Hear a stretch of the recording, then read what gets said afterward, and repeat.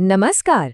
कभी सोचा है कि एक प्राइवेट कंपनी जो सिर्फ मुनाफा कमाने आई थी, वो कैसे दुनिया के सबसे अमीर हिस्सों में से एक पर कब्जा कर सकती है? आज हम इतिहास के इसी जबरदस्त बदलाव की कहानी को परत दर परत समझने की कोशिश करेंगे। यही वो बड़ा सवाल है जिसका जवाब आज हम ढूंढने वाले हैं।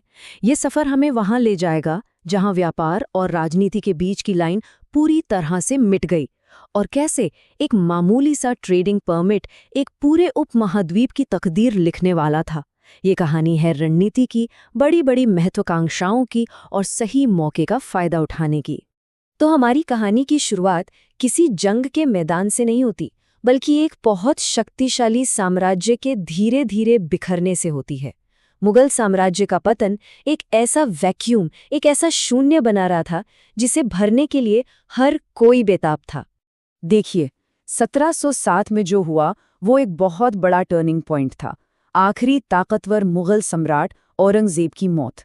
इस टाइमलाइन पर साफ दिखता है कि उनकी मौत के बाद दिल्ली में बैठी सेंट्रल पावर तेजी से कमजोर पड़ने लगी और देखते ही देखते 18वीं सदी के बीच तक वो विशाल साम्राज्य छोटे छोटे आज़ाद राज्यों में बिखर चुका था।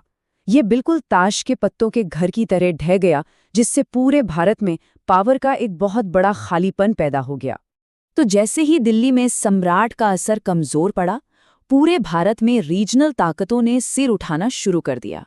ये कहानी के नए खिलाड़ी थे जो मुगलों की विरासत पर अपना हक जमाने और उस पर कंट्रोल के लिए आपस में ही लड़ने को तैयार थे। मुगल साम्राज्य के खंडहरों पर बंगाल, अवध, हैदराबाद और ताकतवर मराठों जैसे रीजनल किंगडम्स खड़े हो गए। जैसा कि इस लिस्ट में देख सकते हैं, इनमें से हर कोई अपने आप में एक बड़ी ताकत था। लेकिन यहाँ एक बहुत जरूरी बात थी, ये सब एक नहीं थे। ये अक्सर एक दूसरे के खिलाफ ही लड़ते रहते थे और यही आपसी फूट इनकी सबसे बड़ी कमजोरी बनी, जिसका फायदा किसी और को उठाना था। और देखिए कि कितना दिलचस्प है कि कैसे सिर्फ एक हीरा कोहिनूर उस उथल-पुथल भरे दौर में पावर के ट्रांसफर की पूरी कहानी बता देता है। सोचिए, ये गोलकुंडा की खानों से निकलकर मुगलों के पास गया, फिर फारसी हमलावर नादिर शाह ने इसे लूटा, वहां से ये महाराजा रणजीत सिंह के पास पहुंचा और आखिर में अंग्रेजों ने इसे अपने कब्जे में ले लिया। ये हीरा सिर्फ एक कीमती पत्थर नहीं था, ये सत्ता का प्रतीक था और इसका सफर दिखाता है कि कैसे ताकत एक हाथ से दूसरे हाथ में जा रही थी। ये हमें बंगाल तक ले आता है, जो उस समय भारत का सबसे अमीर प्रांत था। और बंगाल की कहानी एक तरह की केस स्टडी है कि कैसे ईस्ट इंडिया कंपनी ने अपनी चालाक और बेहद क्रूर रणनीति को पहली बार आजमाया था। बंगाल में इस पूरे झगड़े की जड़ एक बहुत ही सीधे साधे दिखने वाले कागज में थी, एक ट्रेडिंग परमिट जिसे दस्तक कहा जाता था। ये मुगल सम्राट की तरफ से ईस्ट इंडिया कंपनी को दिया गया एक शाही फरमान था और इसने उन्हें बिना कोई टैक्स चुकाए व्यापार करने की आज़ादी दे दी, जो उस जमाने में एक बहुत बड़ा फायदा था। और ये स्लाइड उस टकराव की असली वजह को बिल्कुल साफ कर देती है। एक तरफ थी ईस्ट इंडिया कंपनी जो दस्तक का इस्तेमाल कर टैक्स फ्री ट्रेड से जबरदस्त मुनाफा कमा रही थी, और दूसरी तरफ थे बंगाल के नवाब जिन्हें रेवेन्यू का भारी नुकसान हो रहा था। अब जाहिर है, इस पैसे के बिना नवाब के लिए अपनी सेना और अपना प्रशासन चलाना मुश्किल होता जा रहा था, तो टकराव तो होना ही था।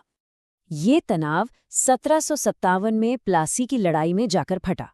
लेकिन जैसा कि इस कोटेशन में लिखा है, ये कोई असली जंग थी ही नहीं, ये एक सौदा था, एक धोखा था। कंपनी ने नवाब के सेनापति मीर जाफर को अपनी तरफ मिला लिया और इसी विश्वासघात ने उन्हें बंगाल में पहली बार पॉलिटिकल कंट्रोल का स्वाद चखाया। लेकिन अगर प्लासी धोखे की जीत थी, तो 1764 में बक्सर की लड़ाई एक असली मिलिट्री विक्ट्री थी। इस बार कंपनी की एक छोटी सी सेना ने मुगल सम्राट, अवध के नवाब और बंगाल के नवाब तीनों की मिलीजुली फौज को हरा दिया। इस जीत ने उनकी फौजी ताकत को हर शक से परे साबित कर दिया और इस इलाके की किस्मत पर हमेशा के लिए मोहर लगा दी। तो सबसे जरूरी बात थी इस जीत का नतीजा। कंपनी को मिले दीवानी अधिकार, यानी बंगाल, बिहार और उड़ीसा जैसे भारत के सबसे अमीर प्रांतों से टैक्स वसूलने का पूरा कंट्रोल। सोचिए, अब उनके पास भारत के ही पैसे से भारत को जीतने का जरिया आ चुका था। बंगाल में जो हुआ वो एक ब्लूप्रिंट बन गया। इस बंगाल ब्लूप्रिंट के हाथ लगने के बाद कंपनी ने पूरे भारत में जीत के इसी मॉडल को बार बार दोहराया। और ये टेबल उसी पैटर्न को दिखाती है। मिसाल के तौर पर नेपाल के साथ लड़ाई को देखिए। उन्होंने एक बॉर्डर के झगड़े का बहाना बना के जंग शुरू की, फौजी जीत हासिल की और फिर सुगौली की संधि थोप दी, जिसने उनकी उत्तरी सीमा को सुरक्षित कर दिया। यही पैटर्न बर्मा के साथ दोहराया गया। एक जंग, एक जीत और फिर एक संधि जो ब्रिटिश प्रभाव को और बढ़ा देती थी। तो इन तेजी से घटी घटनाओं से हम क्या समझ सकते हैं? ये सब एक साथ हुआ कैसे? आखिर वो कौन सा फॉर्मूला था जिसने एक ट्रेडिंग कंपनी को एक शासक बना दिया? तो ये था साम्राज्य बनाने का फॉर्मूला। स्टेप 1, व्यापार के अधिकार हासिल करो, जैसे दस्तक।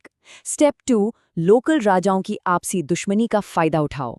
स्टेप 3, अपनी बेहतर मिलिट्री टेक्नोलॉजी से एक डिसाइसिव जंग जीतो।